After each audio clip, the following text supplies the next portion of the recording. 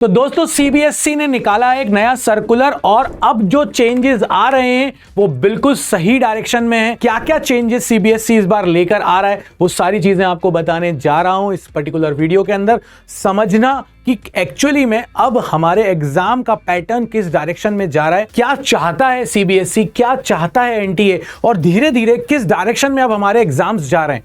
बहुत सिंपल साधारण शब्दों में आपको ये पूरी बात समझाने जा रहा हूं। अगर हम देखें तो अभी सीबीएसई ने एक सर्कुलर 3 अप्रैल को निकाला है और जो 3 अप्रैल को सर्कुलर निकाला है उस सर्कुलर में उन्होंने ये बताया है कि नेक्स्ट टाइम जब वो एग्जाम आएगा तो उसमें पेपर के पैटर्न में क्या चेंजेस कर रहे हैं वो। अब अगर हम लास्ट के 2 साल से देखें तो एक नया सेक्शन ऐड करा जा रहा है बार बार और वो है competency based questions. Competency based questions पहले साल 30% थे, फिर उन्होंने बढ़ाकर 40% कर दिया और अब जो नया सर्कुलर आया है ये नया सर्कुलर हमसे कह रहा है कि भाई अब पहले आपके पास 23-24 में कॉम्पिटेंसी बेस्ड क्वेश्चन 40% थे, अब आपके पास कॉम्पिटेंसी बेस्ड क्वेश्चन 50% कर दिए हैं। अब सीबीएसई धीरे धीरे चाह रहा है कि हमारे जो बच्चे हैं वो डिस्क्रिप्टिव वाले पार्ट से शॉर्ट आंसर लॉन्ग आंसर वाले पार्ट से अब मूव कर जाएं कॉम्पिटेंसी बेस्ड की तरफ। यानी कि अगर आप देखेंगे last time short answer long answer हमारे पास 40% था मगर इस बार हमारे पास वो 30% है।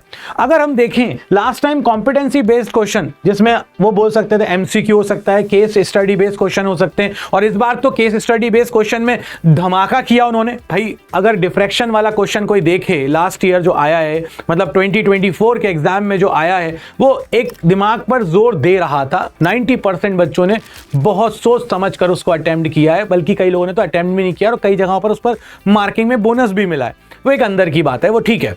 बट अगर अपन देखें तो सीबीएसई अब यहां पर लेवल बढ़ा रहा है कॉम्पिटेंसी बेस्ड क्वेश्चन में, जिसमें एमसीक्यू भी हो सकते हैं, केस स्टडी बेस्ड क्वेश्चन भी हो सकते हैं और एमसीक्यू जो पर्टिकुलर सिर्फ एमसीक्यूज हैं मतलब मल्टीपल चॉइस क्वेश्चंस वो 20% फिक्स है, यहां पर भी वो 20% फिक्स है। सो कॉम्पिटेंसी बेस्ड क्वेश्चंस बढ़ाने का मतलब यही है कि आप अपने अंदर कॉन्सेप्ट की क्लैरिटी लाइए। हम अब आपसे ज्यादा लिखवाना नहीं चाहते हैं, हम अब आपका दिमाग ज्यादा चलवाना चाहते हैं। और अगर ऐसा सीबीएसई कर रहा है तो ये जो ओवरऑल प्रोसेस हो रही है इससे अपन को बहुत फायदा मिलने वाला है। उसका एक बहुत बड़ा रीजन ये है कि जब भी आप किसी कॉम्पिटिटिव एग्जाम के लिए जा रहे हैं, चाहे आप सीयूईटी की तरफ जा रहे हो, चाहे आप जेईई की तरफ जा रहे हैं, चाहे आप नीट की तरफ जा रहे हैं, वहां पर आपको एमसीक्यूज करने हैं, वहां पर आपको डेरिवेशंस नहीं करने हैं, वहां पर आपको डिस्क्रिप्टिव टाइप नहीं लिखना है, वहां पर आपको दिमाग चलाना है। क्वेश्चन पढ़ने के बाद आपको समझ में आना चाहिए कि कौन सा कॉन्सेप्ट यहां अप्लाई हो रहा है, आपको उसको सॉल्व करना है और उस क्वेश्चन का आंसर निकालना है।